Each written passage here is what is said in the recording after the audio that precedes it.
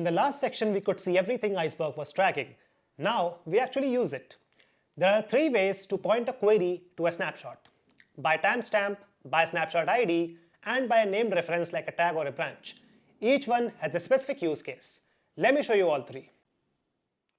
The most precise method first, snapshot ID. We already know the one we want from the snapshots table. It's the third snapshot committed right before the bad delete with all 5 orders intact. Now let's run this and wait for the results.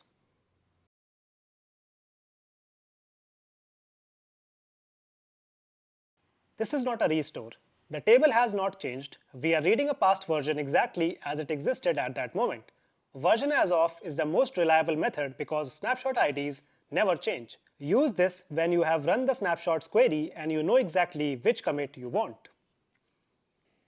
Now, the second method, that is by timestamp. Now let's run this and wait for results. Same 5 rows, different method.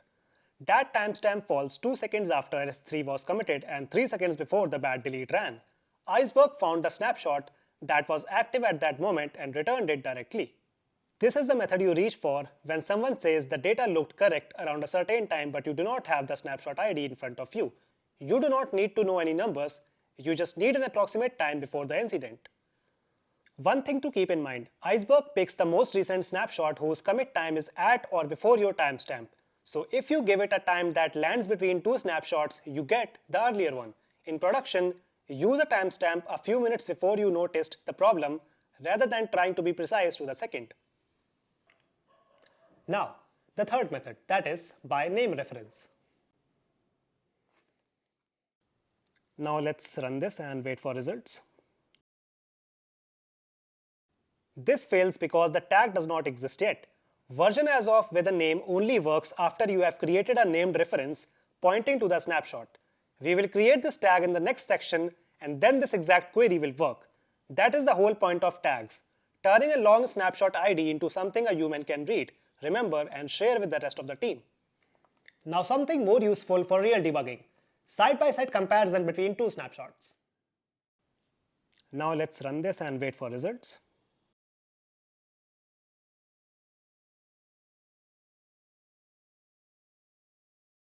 2 rows, both tagged lost, the laptop and the mouse, both from April 20th, no gained rows because the delete only removed data, it never added anything new. This is what incident analysis looks like with Iceberg. You do not need to dig through logs or compare exports. You write one query, compare 2 snapshots, and the difference comes back immediately, telling you exactly what changed and in which direction. In production, this same query works for comparing yesterday to today or before and after a pipeline ran. Same structure any 2 points in time.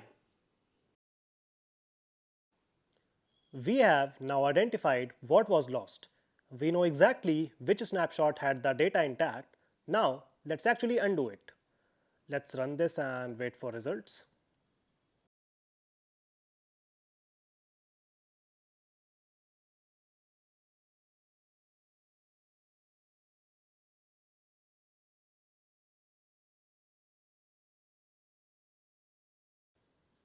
Five rows.